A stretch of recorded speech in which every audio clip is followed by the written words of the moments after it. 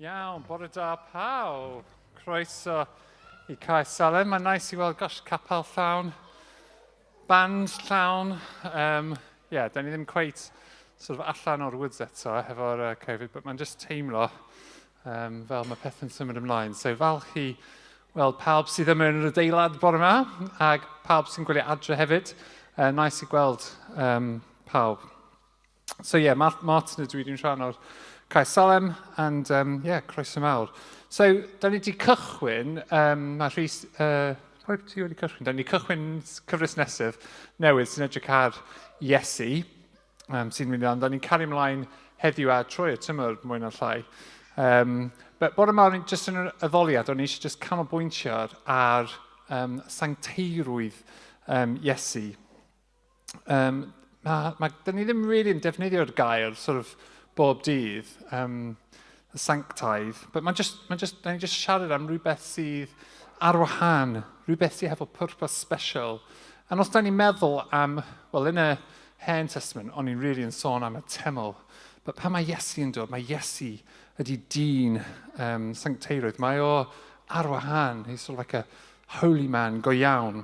Bore yma, dyna beth da ni eisiau canolbwyntio pan da ni'n addoli, just meddwl am y person sy'n da ni'n canolbwyntio ar y Iesu, dyn sancteirwydd, sy'n special, sy'n ar wahân. Os da chi eisiau sefyll, bod ar ei traed, nawn ni canu hefo'n gilydd.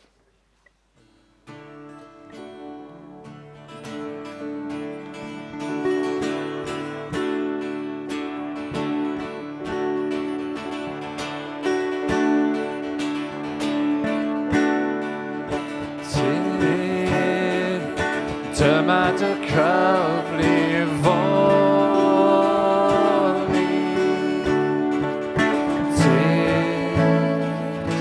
ac o dy galon iddo.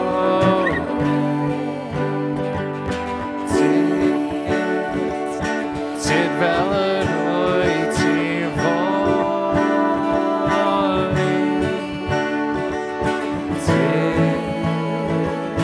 Tid fel yr wyt o flaen dy.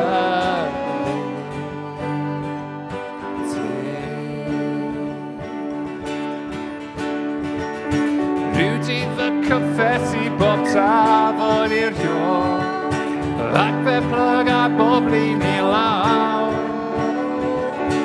Ond mae trysor penyr ar cael I sawl sy'n galw arnaf.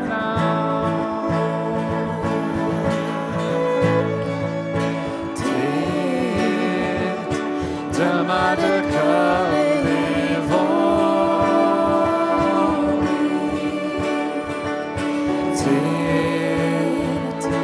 ac o dy galon iddo.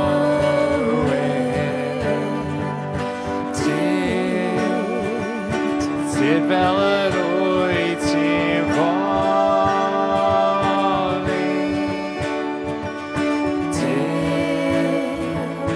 Tid fel yr wyt o flaen dy.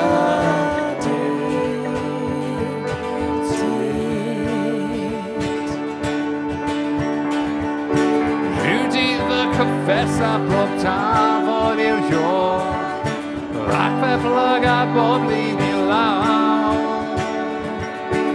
Ond mae trysor penyr ar gael I sawl sy'n galw arnaf.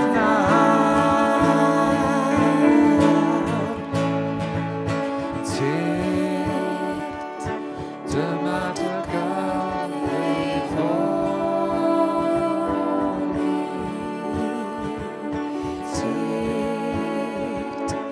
ac o dy galon iddo.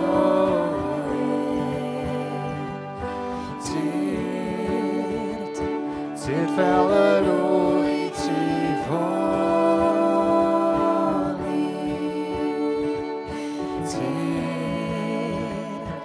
Tid fel yr wyt o flaen dy. Tid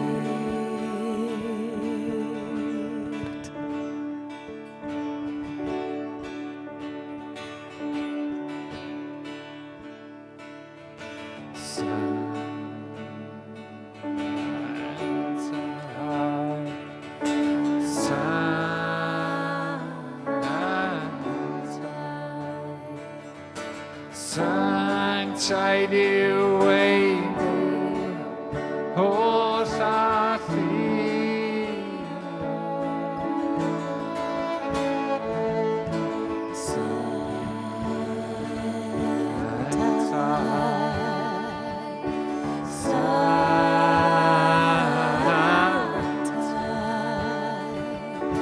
Sanctaidd yw ei o'r llall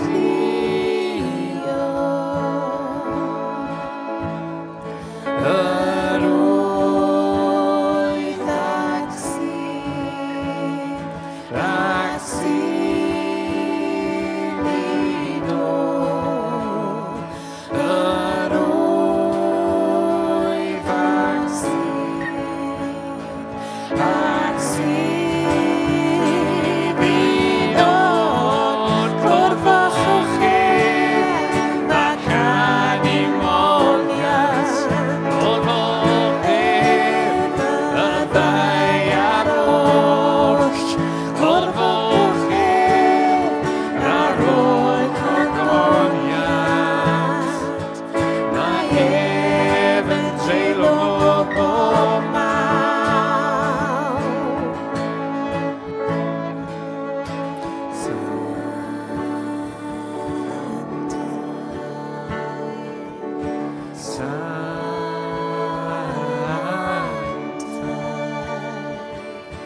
Sanctaidd yw ein Duw o'r llall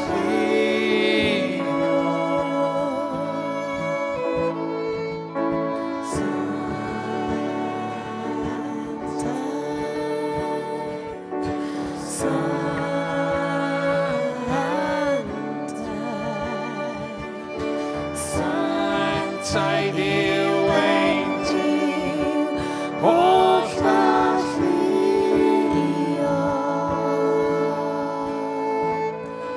yr oedd ac sy'n i ddod yr oedd ac sy'n i ddod cwrfwch ac animoliaeth o'r mochyn y ddau ar oll cwrfwch ar ôl cogoniaeth mae ef yn treulio bob maw.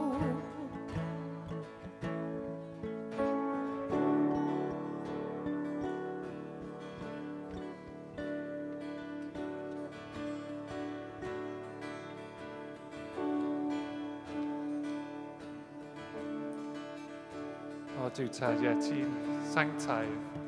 Iesu, ti'n sanctaidd. Dyna pam dyn yma i addoli.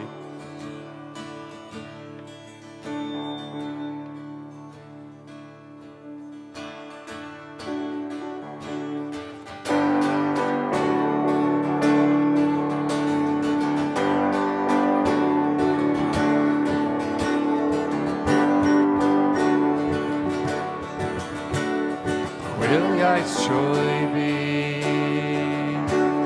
does dim yn bodlon fi, canmoliaeth ti'n trysor ar byd, mae cwbl mor wan yn y cyfarfod fi.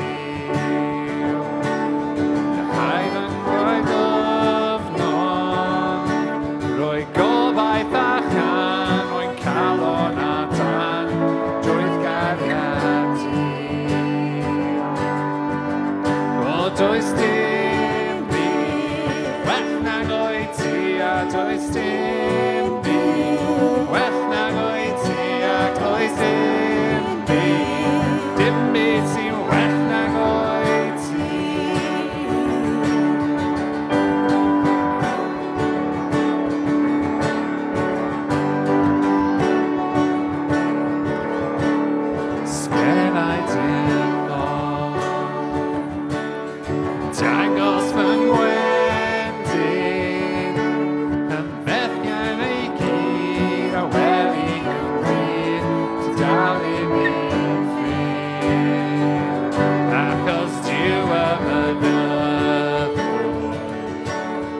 dywed a frynwy, does dim un man rhag yna glas a dwi'n sad. A does dim byd well nag oed ti, a does dim byd well nag oed ti, ac roedd dim byd sydd well nag oed ti. Does dim byd. A does dim byd well nag oed ti, does dim byd well nag oed ti, ac roedd dim byd sydd well nag oed ti.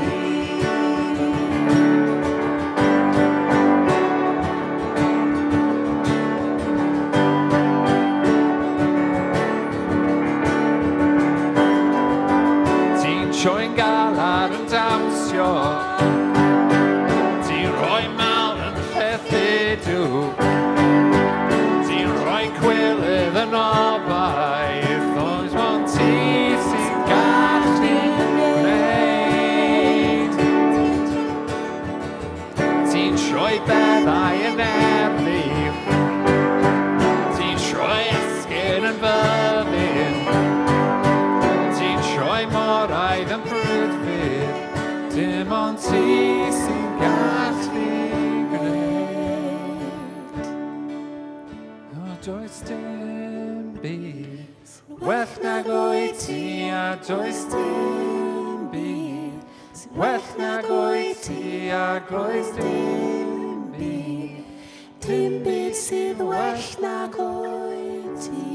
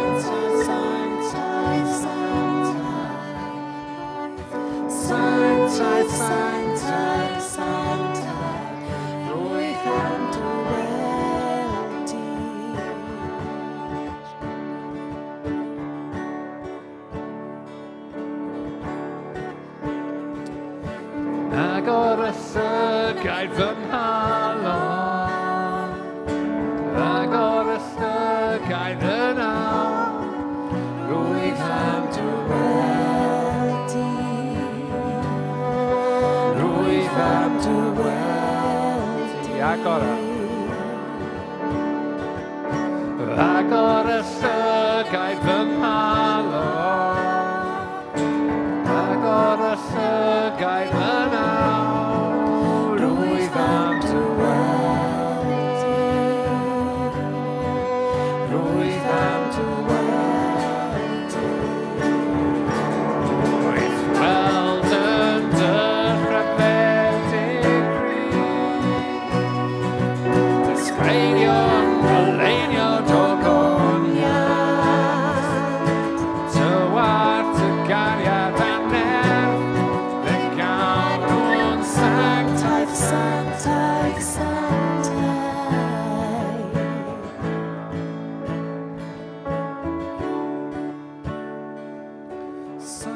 Sanctaidd, Sanctaidd, Sanctaidd, Sanctaidd, Sanctaidd, Sanctaidd, Sanctaidd, Sanctaidd, rwy fan dy weld di. Sanctaidd. Sanctaidd, Sanctaidd, Sanctaidd, Sanctaidd, Sanctaidd, Sanctaidd, Sanctaidd, Sanctaidd, Sanctaidd, rwy fan dy weld di. Yndw, dyna be da ni'n edrych ymlaen at i weld ti pan da ni'n hollol sanctaidd a ti yn amlwg yn sanctaidd. Amen.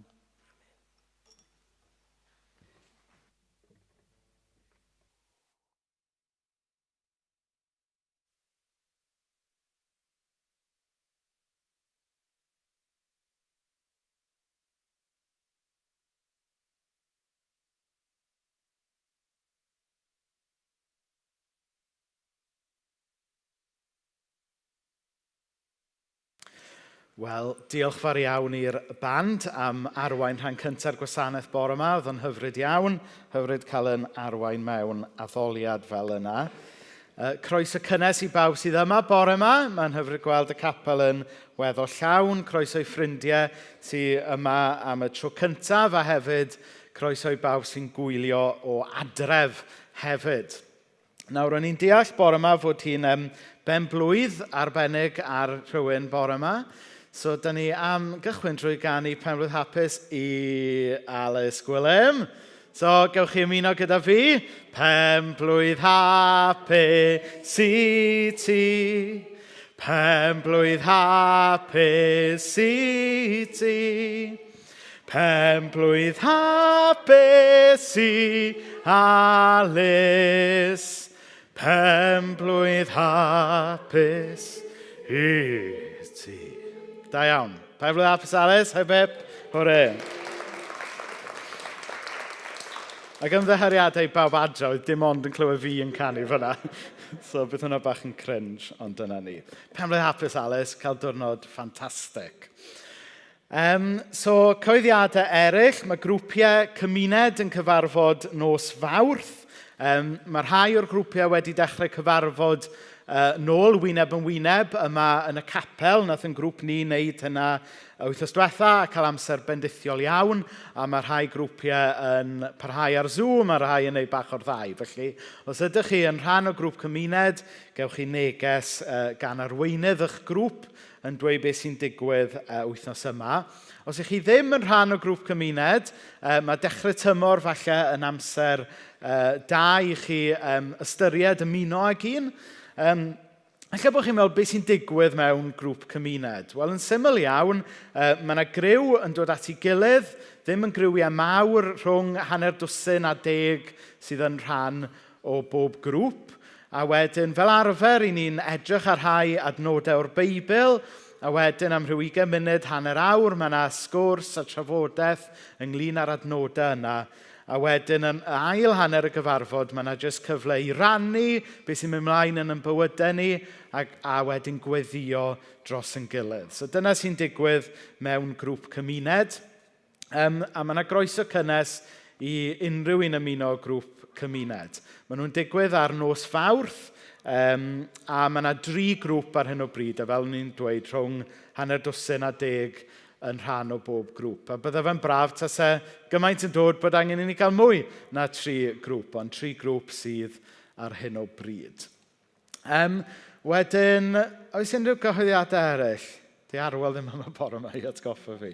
Na, dwi'n meddwl dyna ni. Di Sul nesaf, mae Hannah yn pregethu, so da ni'n disgwyl ymlaen yn fawr i hynna. So wnawn ni jyst cael gair o weddi nawr cyn bod y plant yn mynd i'r ysgol Sul. Gan i blygu pen mewn gweddi.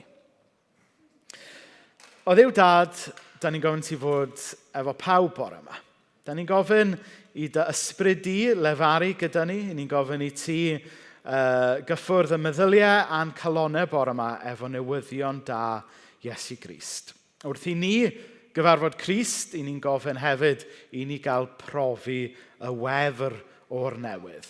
Bydd efo'r plant wrth bod nhw yn mynd lawr grisiau mewn munud, a bydd efo ni fydd dal yma hefyd.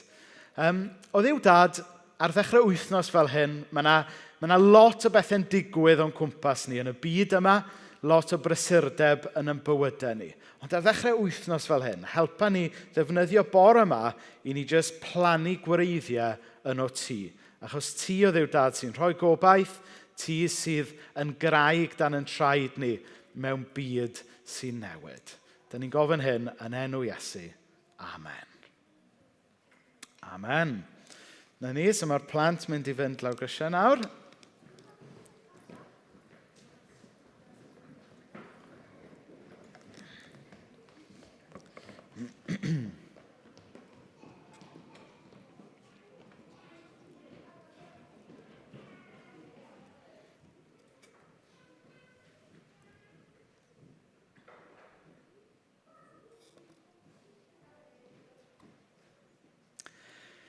Wel, dyna ni. Wel, bore yma ffrindiau, i ni yn parhau efo yn thema ni sy'n efo ni tymor yma dan y teitl Cyfarfod Crist, Profi y Wefr. A mae'r thema yma wedi cael ei ysbrydoli gan Salm Dafydd, Salm 51, pan mae'n dweud yn adnod 12, gad i mi brofi'r wefr eto o gael fy achub gen ti. Oedd Dafydd wedi mynd trwy gyfnod anodd yn ei fywyd ac oedd eisiau ail gysegru ei hun i Dduw. Oedd eisiau profi gwefr a cariad Duw o'r newydd a troi tudalau newydd yn ei fywyd. A dwi'n yn gwybod amdano chi, ond dwi'n synhwyron bod ni fel cymdeithas, fel eglwys, falle fel unigolion ar foment fel yna yn yr hanes. Oherwydd y pandemig a popeth a gwahanol straen arall sydd ar wahanol bobl. Mae rhaid i ni ar ddechrau tymor newydd ail gyflwyno'n hunain, ail gysegru yn hunain i Dduw ar ddechrau tymor newydd. Mae'n rhywbeth da i wneud, yn dydyn? Mae'n bwysig bod ni yn dod nôl at y ffynon i gael dŵr ffres. A Iesu Grist yw yn ffynon ni, a Iesu Grist yw y dŵr sydd yn rhoi bywyd i ni. Dwi eisiau Duw anadlu anadl newydd mewn i fy mywyd i, mewn i fywyd yr eglwys, a dwi'n gobeithio bod hwn yn rhywbeth tymor yma gallwn ni gyd gyda'n gilydd fod yn agored iddo fe. So dros yr wythnosau nesaf, byddwn ni'n edrych ar sawl hanes o'r Efengylau, lle mae pobl yn cyfarfod Iesu a cael eu trawsffurfio. Bod nhw'n cael rhyw brofiad arbennig o gyfarfod Iesu Grist. So wrth i ni edrych ar yr hanesion yma efo'n gilydd, gobeithio byddwn ni hefyd yn cael yn trawsffurfio, yn cael yn adnewyddu, yn dod at Iesu yn ffres ac yn newydd. Ac wythnos yma, mae gyda ni hanes pwerus iawn ynglyn â dau berson oedrannus o'r enw Simeon ac Anna. A maen nhw'n cael y fraint o gyfarfod Iesu yn y deml pan oedd e'n cael ei gyflwyno. Felly mae'r darlleniad bore yma yn dod o Efengyl Luc, pennod 2, adnod 22 ymlaen. Pan oedd 40 diwrnod wedi mynd heibio, ers i'r bachgen gael ei eni, roedd y cyfnod o biro mae cyfraith Moses yn sôn amdano wedi dod i ben. Felly aeth Joseph a Mair i Jerusalem i gyflwyno ei mab cyntaf i'r arglwydd. Mae cyfraith Duw yn dweud, os bachgen ydy'r plentyn cyntaf i gael ei eni, rhaid iddo gael ei gysegru i'r arglwydd. A hefyd fod yn rhaid offrymu aberth i'r arglwydd, par o dirtirod neu 2 golomen. Roedd dyn o'r enw Simeon yn byw yn Jerusalem. Dyn da a diwiol. Roedd dylanwad yr ysbryd glân yn drwm ar ei fywyd, ac roedd yn disgwyl yn frwd i'r Meseia ddod i helpu Israel. Roedd yr ysbryd glân wedi dweud wrtho y byddai'n gweld y Meseia cyn iddo fe farw. Ar diwrnod hwnnw, dyma'r ysbryd yn dweud wrtho i fynd i'r deml. Felly pan ddaeth rhieni Iesu yno gyda'i plentyn i wneud yr hyn roedd y gyfraith yn ei ofyn, dyma Simeon yn cymryd y plentyn yn ei frichiau a dechrau moli Duw fel hyn. O feistr sofran, gad i mi dy was bellach farw mewn heddwch. Dyma wnes ti ei addo i mi. Dwi wedi gweld yr achubwr gyda fy llygaid fy hun. Rwyt wedi rhoi'r bobl i gyd, yn olau mwyn i genhedloedd eraill ac i gweld, ac yn rheswm i bobl Israel dyfoli di. Roedd Mair a Joseph yn rhyfeddu at y pethau oedd yn cael ei dweud am Iesu. Yna, dyma Simeon yn ei bendithio nhw, a dweud wrth Mair y fam, bydd y plentyn yma yn achos cwymp i lawer yn Israel ac yn fendith i eraill. Bydd yn rhybydd sy'n cael ei wrthod a bydd yr hyn mae pobl yn ei feddwl go iawn yn dod i'r golwg. A bydde di'n dioddau hefyd fel petai cleddyf yn trywanu dy unaid di. Roedd gwraig o'r enw Anna oedd yn broffwydes yn y deml yr un pryd. Roedd yn ferch i Phanuel o lwyth Aser ac yn hen iawn. Roedd hi wedi bod yn weddw ers i'w gŵr farw dim ond 7 mlynedd ar ôl iddyn nhw briodi. Erbyn hyn, roedd hi'n 84 mlwydd oed. Fyddai hi byth yn gadael y deml. Roedd hi yno ddydd a nos yn addoli Duw ac yn ymprydio a gweddio. Daeth at Mair a Joseph pan oedd Simeon gyda nhw a dechrau moli Duw a diolch iddo. Roedd yn siarad am Iesu gyda phawb oedd yn edrych ymlaen at ryddid i Jerusalem. Wel, amen. Mae hanes hyfryd iawn ydy. Hanes pwerus iawn am Simeon ac Anna yn aros ac aros a wedyn yn gweld. Nawr, flynyddoedd yn ôl, o'n i fan hyn yn y capel ryw fore yn ystod yr wythnos. O'n i jyst yn neud rhywbeth, dwi'n gwybod be. Stwna. A fel sy'n digwydd yn aml, yn ystod yr wythnos, os di pobl yn gweld bod capel ar agor, mae pobl yn crwydro mewn. Dwi'n ddim rili'n digwydd ar ddydd Sul, so mae'n rhywbeth bach worrying am hwnna. Ond be bynnag, o'n i yma rhyw fore yn ystod yr wythnos, a dyma rhyw ddyn yn crwydro i mewn. A fel mae'n digwydd, rhyw ddyn oedd ar ei wyliau yma o Loegr ole. Ac oedd lot o ddiddordeb gyda fe'n hanes Christmas Evans. So oedd e wedi dod i chwilio am gapel Christmas Evans. Ac oedd e wrth i fod gweld bod y drws ar agor wedyn oedd e'n gallu dod mewn a gweld y plac i Christmas Evans fan hyn. Ond wedyn, wrth bod fi'n sgwrsio gyda fe, oedd e'n dod yn amlwg, mae ddim just rhyw nerd hanes oedd e diddordeb yn Christmas Evans, ond oedd e'n ddyn ysbrydol iawn, oedd e diddordeb yn y ffordd oedd pŵer ac ysbryd Duw wedi gweithio yng Nghymru yn y gorffennol. A wedyn, fi o'n i'n sgwrsio am dipyn, ges i dipyn o'i life story fe, ac oedd ei dad os fi'n cofio'n iawn, newydd farw chydig wythnosau cyn hynny. Ac oedd e'n siarad am ei dad, a ddwedodd e rhywbeth am ei dad, nath greu argraff ddwfn arno fi, rhywbeth sydd wedi sticio gyda fi ers hynny. Oedd e'n disgrifio ei dad fel hyn. He was such a godly man, you know. You could smell God on him. You could smell God on him. Na fydd hyfryd i ddweud am rhywun, ynddo fe? Na fydd hyfryd i'r gŵr yma fedru dweud am ei dad. You could smell God on him. Ac wrth feddwl am hanes Simeon ac Anna fan hyn, yr argraff mae rhywun yn cael yw bod nhw'n bobl oeddech chi medru aroglu Duw arnyn nhw. Mae'r adnodau yn dweud fod Simeon yn ddyn da a diwiol. Mae'n mynd ymlaen i weid wedyn fod dylanwad yr ysbryd glân yn drwm ar ei fywyd. mae e wedyn yn dweud bod e'n clywed a cael arweiniad gan yr ysbryd glân. Mae yna lot o bethau mawr yn cael ei dweud fan hyn yn does ynglyn â Simeon. Bod e'n ddyn da diwiol, bod dylanwad yr ysbryd glân yn drwm arno fe, bod e'n clywed yr ysbryd glân yn rhoi arweiniad iddo fe. Nawr, dyw Luc ddim yn mynd ymlaen i esbonio sut oedd dylanwad yr ysbryd glân yn drwm arno fe. Dyw ddim yn esbonio sut oedd e'n clywed llais yr ysbryd glân. Mae jyst yn dweud y peth fel matter of fact.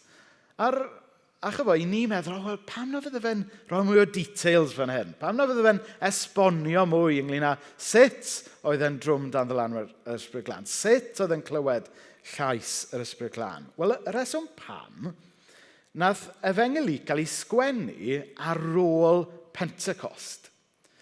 Felly, ar ôl Pentecost, oedd pawb yn gwybod beth oedd e, yn edrych fel i bobl bod yn drwm dan ddylanwad yr ysbryd glân a clywed yr ysbryd glân yn siarad. Hynny yw, oedd e'n rhywbeth normal yn y bywyd Cristnogol yn y genhedlaeth yma. Felly, oedd bron ddim angen esbonio beth oedd e'n ei olygu. Ond wrth gwrs, da ni'n byw mewn oes sinigaidd, yn dydyn?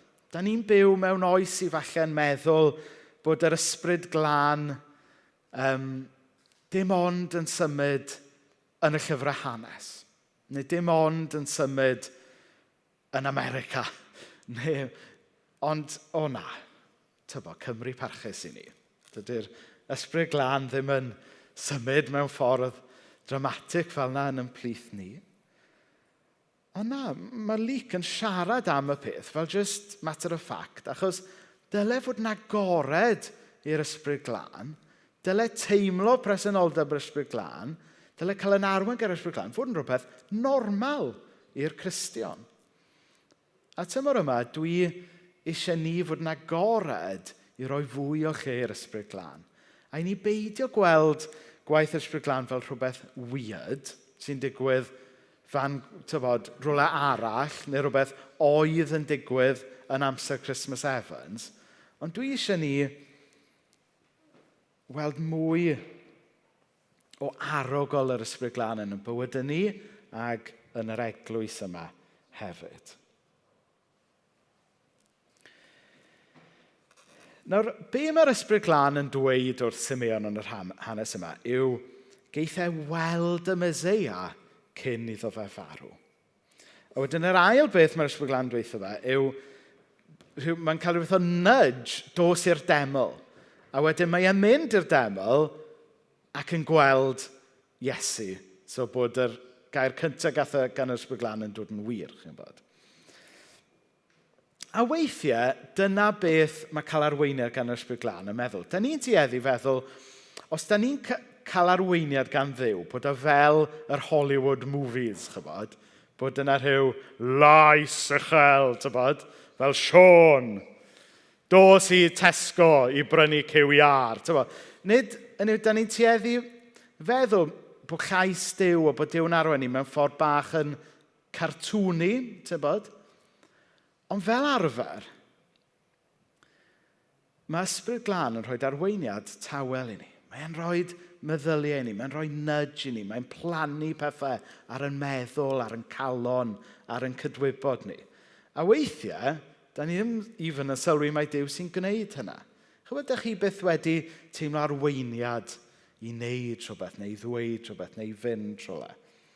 Wel, falle mai Duw sy'n rhoi yr arweiniad yna. Tysach chi ond yn agored i weld mai Duw sydd ar waith yn eich bywyd chi.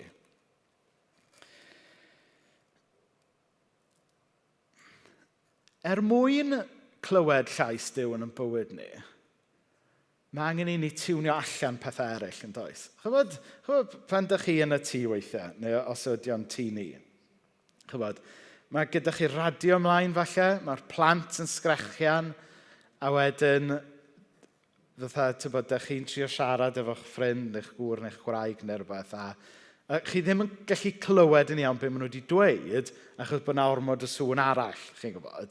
A weithiau yn tŷ ni, mae mena'n gweiddi rhywbeth arno fi o'r gegau yna, a wedyn mae'n rhaid fi jyst dweud, hogia, mae mam yn siarad.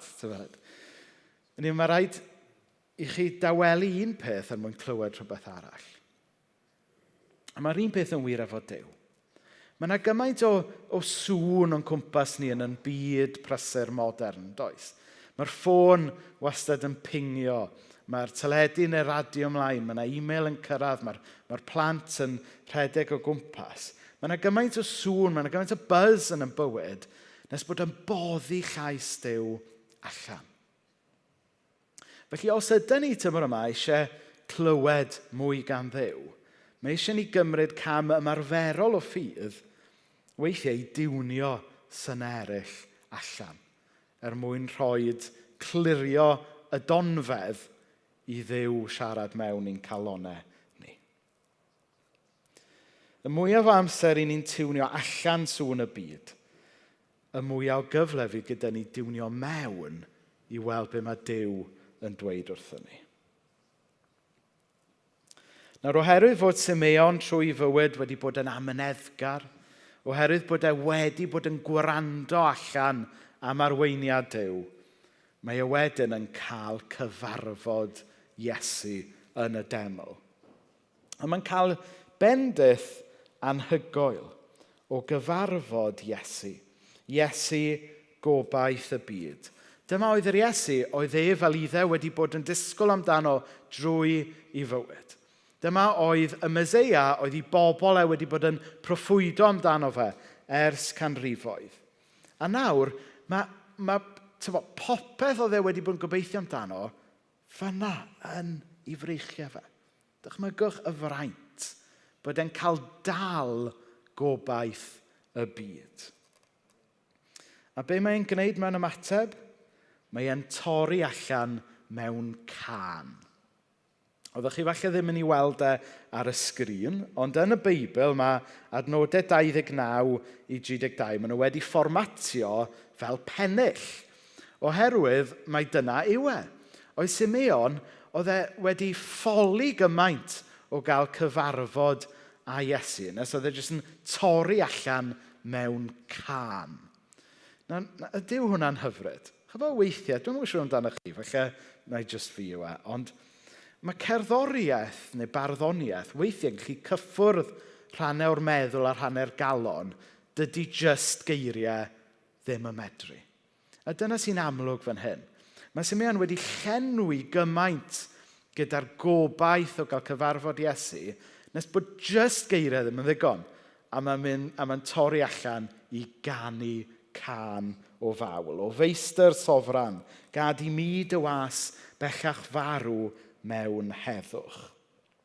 Dyma wnes ti ei addo i mi. Dwi wedi gweld yr achubwr gyda fy llygaid fy hun. Rwy ti wedi rhoi'r bobl i gyd yn olau mwyn i genhedloedd eraill eich i gweld, ac yn rheswm i bobl Israel dyfoli di. Nawr bellach mae Simeon yn dweud bod e'n gallu marw mewn heddwch. Nawr mae'n ddiddorol bod Simeon, oedd e ddim wedi gweld y groes, oedd e ddim wedi gweld yr atgyfodiad, oedd e ddim wedi gweld y Pentecost, ond oedd e dal yn hapus i farw, oherwydd oedd e'n gwybod nawr y bydde popeth yn iawn. Oedd e ddim wedi gweld diwedd y stori, ond oedd e wedi cyfarfod yr un byddai'n golygu nawr bod y stori yn gorffen yn iawn.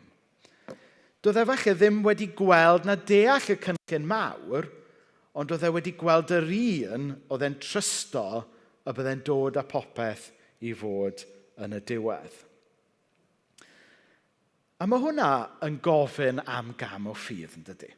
Chybod, falle yn bod ni, hyd yn oed mewn oes, le da ni yn gallu edrych yn ôl ar y groes a'r atgyfodiad, ond mae yna dal lot o ansicrwydd yn bywydau ni, does? Mae yna lot o bethau anodd da ni'n ei wynebu, da ni ddim cweit yn siŵr sut mae pethau mynd i droi allan dydd i ddydd, wythnos i wythnos, blwyddyn i flwyddyn yn bywydau ni, a da ni'n sicr yn gwybod beth ydy hwnna fel gwlad dros y 2 flynedd diwetha.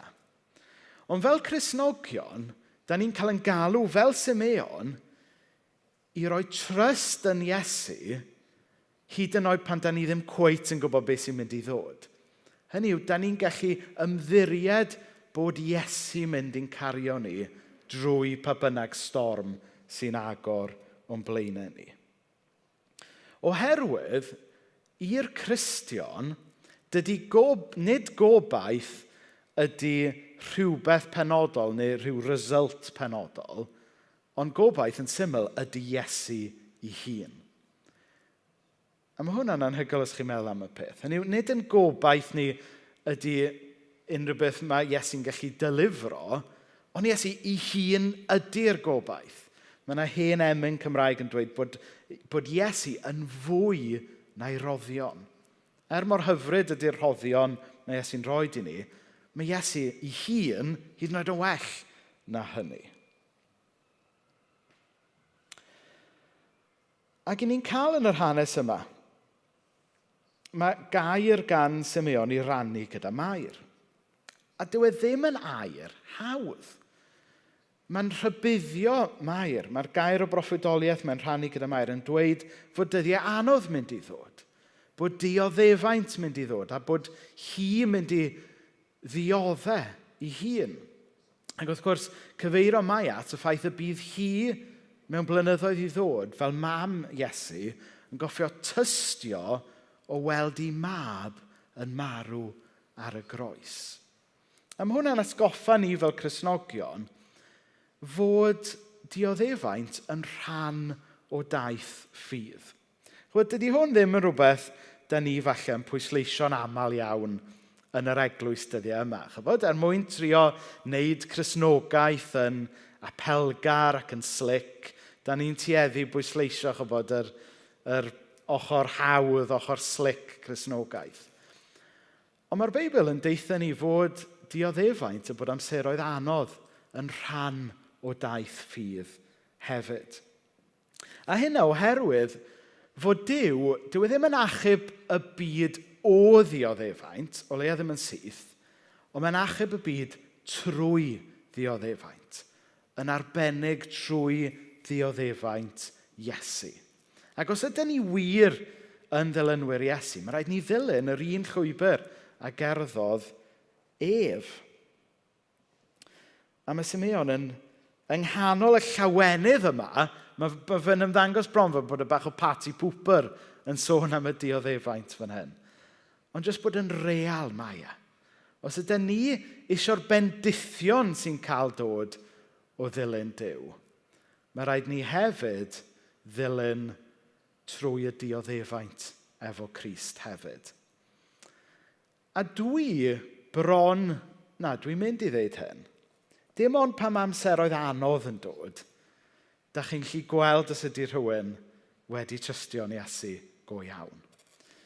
Mae'n hawdd bod yn fair weather supporter, yn dydy? Mae'n hawdd trystio Nuw pan mae dyddiau yn hawdd. Ond pa mor ddwfn mae ffydd rhywun wedi gwreiddio yn cael ei ddangos pan mae dyddiau fwy anodd yn dod. Ac yn yr hanes yma efo Simeon, da ni yn ffeindio hynna. Mae'r llawenydd yma o gyfarfod Crist yn dod, a wedyn syth ar ôl hynny, y gair anodd yma, fod na ddydd o brawf mynd i ddod hefyd. Ond anyway, mae Simeon yn marw, yn trystio fod popeth mynd i fod yn iawn yn y diwedd. A chybod beth, dyna yw yn gobaith ni. Os ydych chi'n mynd trwy amser anodd ar hyn o bryd, os ydych chi yn profi rhyw ddioddefaint ar hyn o bryd, mae'r Beibl yn dweud bod yna ddydd mynd i ddod pan fydd Iesu yn dod yn ôl ac yn sychu pob deigryn, a bydd dim dioddefaint dim mwy.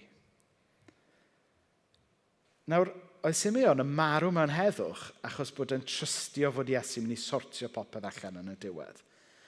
A mae'n bwysig yn bod ni yn ffeindio yr heddwch yna hefyd yng nghanol yn stormydd ni. Bod ni yn ffeindio heddwch fod Duw yn y diwedd mynd i sortio popeth allan.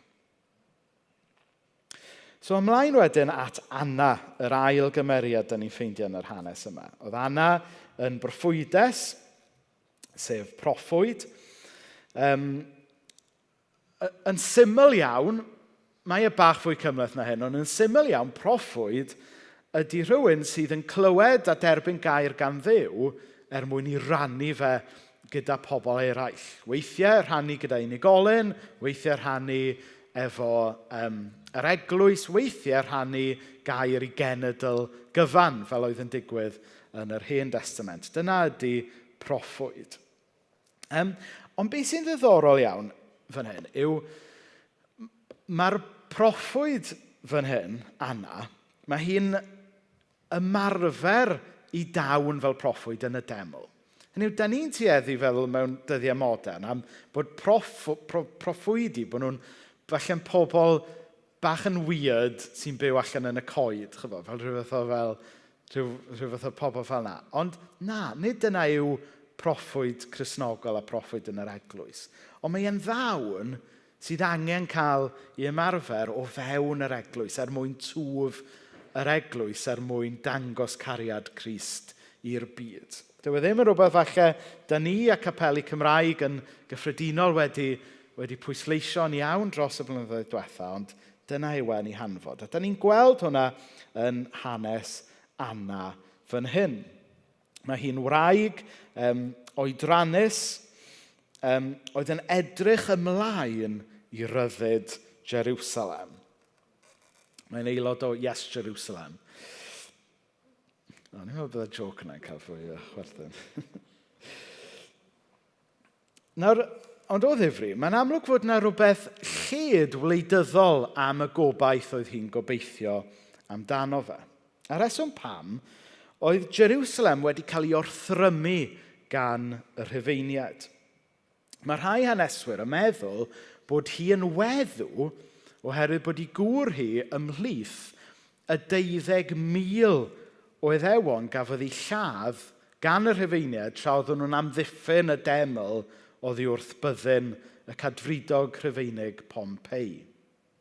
So, oedd hwnna'n ddwrnod trist iawn yn hanes Jerusalem.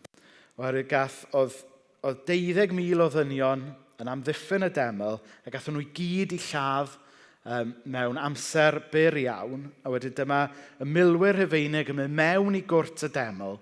A wedyn dyma'r Cadfridog Pompei yn martio i mewn i'r deml yr holl ffordd mewn i'r man sancteiddiolaf, y lle oedd dim ond yr archoffeiriad yn mynd mewn i unwaith y flwyddyn a jyst yn martio mewn a dweud, da ni yma, da ni wedi cymryd drosto eich teml chi.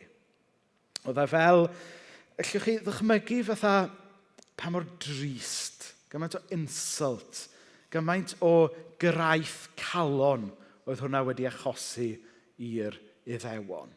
Ac felly byddai'r Iddewon yn naturiol yn dyheu am y diwrnod y byddai rhywun yn dod i achub nhw o'r sefyllfa yma, i achub nhw o'r sarhad yma. Felly ers y benod yna, byddai Anna a'i chenhedlaeth wedi cael rhyw fath o ysbryd gwrthryfel yn ei gwaed. Oedden nhw'n byw i weld y dydd byddai Jerusalem yn dod yn rhydd. O ddefnyddio iaith cyfoes, bydden nhw wedi cael ei radicaleiddio oherwydd y profiad anodd yma o'n nhw wedi mynd trwyddo. Ond wedyn, pan ddath y Meseia, oedd e'n edrych yn wahanol iawn i beth oedd hi'n disgwyl. Oedd hi siŵr o fod yn disgwyl cadfridog ar gefn ceffyl gyda byddin tu ôl iddo fe. A wedyn dyma'r Meseia wedi dod yn faban bach. Meseia oedd wedi dod nid i guro gelynion, ond Meseia oedd wedi dod i farw dros i elynion. Meseia oedd wedi dod nid i ennill rhyfeloedd, ond i ddod â rhyfeloedd i ben. Hynny yw, oedd hi wedi bod yn gobeithio am rhywbeth, ond mae be nath ddod i fod hyd yn oed yn well. Nath Meseia ddim dod, chybod, i gael one-up ar y Rhufeiniaid. Ond ddath y Meseia mwyn troi holl syniad y byd yma o beth ydy pŵer, beth ydy gogoniant ben i weired. Nawr mae lle Anna yn yr hanes yma yn bwysig iawn i ni nodi. Nawr i unrhyw un sydd wedi astudio hanes, Oes rhywun wedi astudio hanes yn coleg? Da iawn, a fi. Ac i unrhyw un sydd wedi astudio hanes, yn drist iawn, hanes ydy hanes dynion, ynddo fe, yn bennaf. Hynny yw, allwch chi, os ydych chi'n darllen rhan fwy o lyfrau hanes, byddwch chi'n meddwl bod menwod yn bodoli, oherwydd hanes dynion ydy hanes. Hyd yn oed heddiw, chi'n gwybod, mae hanes yn tueddu cael ei adrodd gan ddynion am ddynion. A mae merched yn cael ei sgwennu allan o'r stori yn aml. So meddyliwch pa mor counter-cultural oedd hwn 2000 o flynyddoedd yn ôl, fod Anna llawn gymaint a Simeon yn cael ei roed mewn i'r stori yma gan Luc. Bydde fe'n rhywbeth bydde neb arall wedi gwneud ar y cyfnod. Yn y cyfnod, bydde pobl falle wedi adrodd hanes Simeon, ond na, bydde dim angen sôn am hanes Anna. Gwraig ydy hi, a ddim yn unig gwraig, ond gweddw ydy hi. Di ddim yn bwysig i'r hanes. Ac tasech chi'n mynd trwy efengyl Luc, byddech chi'n gweld hyn yn digwydd gymaint a 27 o weithiau. Sef fod yna hanes am ddyn yn cael ei gyflwyno, ond wedyn fod yna hanes am wraig hefyd yn cael ei chyflwyno hefyd. A oedd hwn 2000 o flynyddoedd yn ôl. A mae hwn jyst yn dangos pa mor counter-cultural ydy'r efengyl Gristnogol. Bod e'n rhoi statws i bawb, bod e'n rhoi statws i ferched mewn ffordd doedd y byd ar y pryd, a mae'r byd hyd yn oed heddiw dal ddim wir yn rhoi. So ni jyst eisiau wneud y pwynt yna wrth basio. Oherwydd mae e mor bwerus a mor bwysig bod pobl yn gweld eu stori nhw yn stori Iesu Grist. A dyna oedd Luc yn gwneud fan hyn, mae'n siŵr. So, i orffen bore yma, mae'n hanes hardd yn dydi. Simeon ac Anna, 2 berson yma oedd wedi bod yn aros cyhyd i gyfarfod y Meseia. Ond beth amdana ni? Yda ni y bore yma yn barod i gyfarfod yr un Meseia? Yda ni, fel Simeon ac Anna, eisiau cyfarfod Crist a profi y Wefr. Mae'r Wefr sy'n yn yr hanes yma yn neidio allan i fi o'r adnodau, chybod. Mae'n amlwg fod yn ddigwyddiad lle mae pŵer Duw yn amlwg ar waith. Ond dwi'n meddwl mae'r prif neges yn yr hanes yma ydy'r un neges ac oedd yn hysbysebion Guinness slawer dydd. Lower the tone tan bach gyda'r stori yma nawr. Nawr, i chi, dwi'n deud hyn o'r pulpit nawr, wel, i chi sy'n hoffi Guinness, byddwch chi'n gwybod fod tynnu peint o Guinness yn cymryd fwy o amser na tynnu peint arferol, achos mae rhaid i chi dynnu 3/4 ohono fe. Unrhyw erioed wedi gweithio tu ôl bar yma? O, ti wedi beth. Na i ddim cael chdi fyny yn ei demonstration, ond os ydych chi tynnu peint o Guinness, ydych chi'n goffo tynnu 3/4 wedyn ydych chi'n goffo gadw iddo fo setlo, a wedyn ydych chi'n tynnu'r cwarter olaf, a wedyn gadw iddo fo setlo eto, a wedyn ydych chi'n rhoi i'r person sy'n am yfed. Os ydych chi'n tynnu peint o ryw gwr arall, ydych chi jyst yn tynnu fe'n straight ac yn sydyn. A wedyn oedd hysbyseb gan Guinness lawer dydd, oedd yn dweud, good things come to those who wait. Ydych chi'n cofio'r hysbyseb na ar y teledu slawer dydd? Good things come to those who wait. A dwi'n meddwl mai dyma yw gwir neges fwy a hanes Simeon ac Anna. Oedden nhw'n hen bobl. Os dim byd yn bod ar fod yn hen, dwi'n disgwyl mlaen i fod yn hen. Neu rhai agweddau o fod yn hen. Oedden nhw wedi aros trwy bywyd am y Meseia. A wedyn wedi weld e. Good things come to those who wait.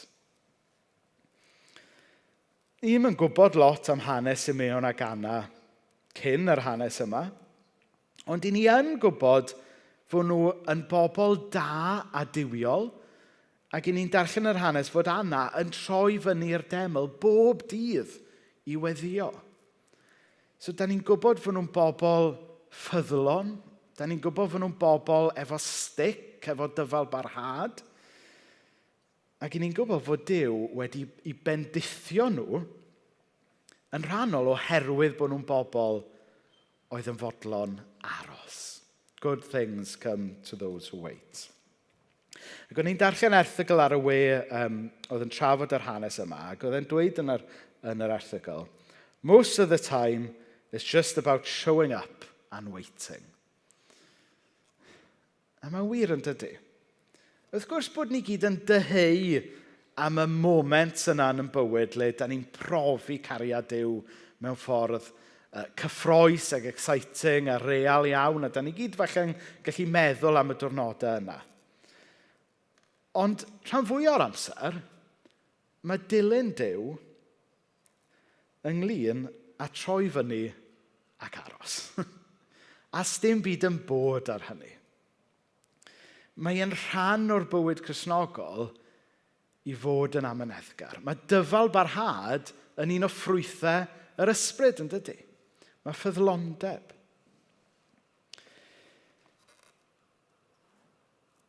Mae cyfarfod Crist a Profi'r Wefr llawn gymaint ynglyn â jyst troi fyny ac aros ac yw am geisio y dyddiau cyffroes. Ond wrth gwrs, pan I ni'n aros, mae'n bwysig bod gyda ni'r posture iawn. Mae'n bwysig bod ni'n aros yn ddisgwylgar, gyda meddwl a calon agored. Yn yr hanes anhygoel yma, mae Simeon ac Anna yn profi y wefr achos bod nhw wedi sticio iddi ar ddiwrnodau lle nhw falle ddim yn profi'r wefr. Maen nhw wedi cael diwrnod cyffroes yn y deml oherwydd bod nhw wedi parhau fynd i'r deml ar y ddyddiau pan oedd popeth yn boring a ddim lot yn digwydd. Hynny yw, mae Duw yn bendithio I ffyddlondeb a'i dyfal barhad nhw. A dwi'n meddwl bod hwnna'n wers I ni fel Cristnogion dyddiau yma. Dyda ni ddim ar hyn o bryd yn byw y nyddiau y diwygiadau mawr. Os darllenwch chi y llyfrau hanes, darllen am hanes cyfnod Christmas Evans neu dyddiau Evan Roberts pan oedd diwygiadau mawr y cyffroes yng Nghymru. Da ni'n sychedu brofi Duw mewn ffordd fel yna yn dydyn. Ond mae'n bwysig bod ni hefyd yn dysgu dyfal barhau trwy dyddiau tawel hefyd. Nes y bod ni yma wedyn pan ma Duw yn ymweld mewn ffordd fwy nerthol. A'r pwynt ola dwi'n gorffen efo hyn. Mae gan Dduw I amserlen ei hun. Chybod, dydy gwneud apwyntiad gyda Duw ddim fel wneud apwyntiad efo'r deintydd, chybod. Sicr ddim fel wneud apwyntiad efo deintydd ni, achos mae wastad yn canslo yna ni.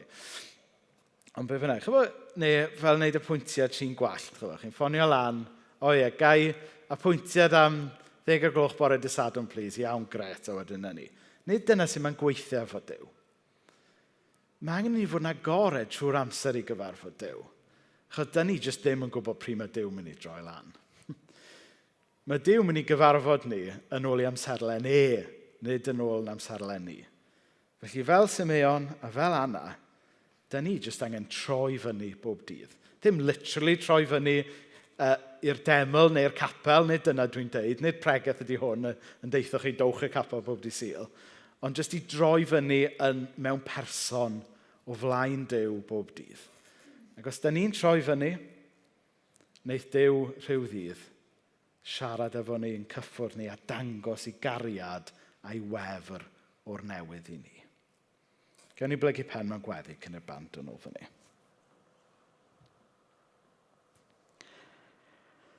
O Dduw Dad, da ni eisiau profi a cyfarfod y Meseia mewn ffordd arbennig fel Simeon ac Anna. O Dduw Dad, mae yna syched yno ni brofi cyffro a zeil y Cristnogion ar ôl y Pentecost. Ond yn fwy na dim bore yma o Dduw Dad. Da ni'n gofyn i ti ddysgu ni sut mae bod yn ffyddlon. Da ni'n gofyn i ti ddysgu ni sut mae bod yn amyneddgar. Da ni'n gofyn i ti ddysgu ni plannu gwreiddiau dofn, fel Simeon ac Anna. O Dduw Dad, da ni eisiau profi'r ysbryd glân mewn ffordd nerthol ydan. Ond da ni eisiau profi dy ysbryd di mewn ffordd sy'n mynd i gario ni trwy'r dyddiau tywyll a ddim jyst rhoi buzz i ni ar ddyddiau da. O Dduw Dad, da ni eisiau ffydd, da ni eisiau ysbrydolrwydd sy'n mynd i bara oes o Dduw Dad, fel hanes Simeon ac Anna. Da ni ddim eisiau ffydd sy'n llosgu'n gryf a wedyn yn llosgu allan, ond da ni eisiau ffydd fydd yn cadw ni'n gynnes efo ti ar hyd yn oes. O Dduw Dad, gad i ni bore mawr newydd gyfarfod Crist a profi'r wefr. Amen.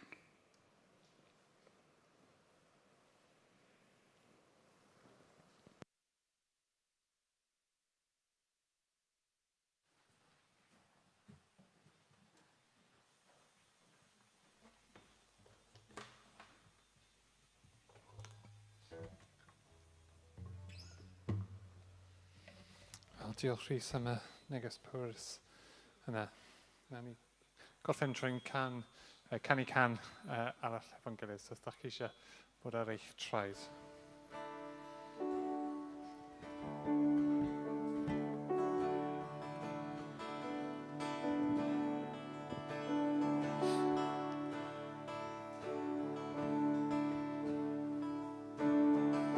Ti oedd y gair yn y dechreuad, un a ddiw hynio sifri.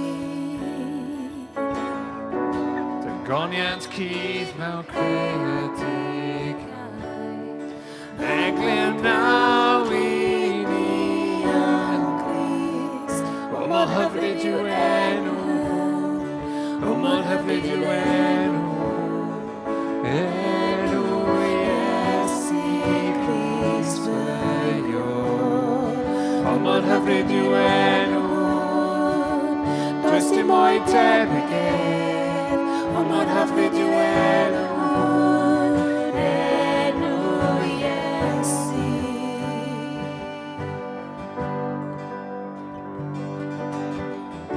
Ti ddim yn nefoedd heb ein gwmni, Iesu daeth i lawr ar